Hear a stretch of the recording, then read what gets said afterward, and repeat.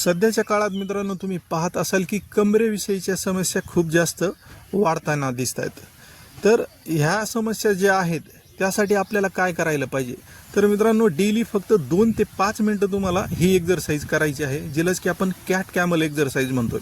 जर तुम्ही ही डेली बेसिसवर जर ही एक्सरसाइज जर केली, 1 महिना जर तुम्ही कंटिन्यू ही एक्सरसाइज केली, तर तुमच्या कमरेचा त्रास बऱ्यापैकी जवळपास 90% पर्यंत कमी होतो.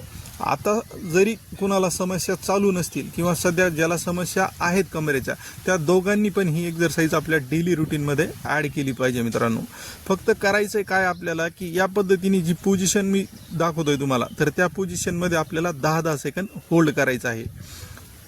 आणि ही जी एक्सरसाइज आहे एक कमीत कमी हिचे 4 ते 5 वेळेस रिपिटेशन करायची आहेत आणि जवळपास एक 3 ते 4 सेट आपल्याला कंटिन्यू करायचे आहेत.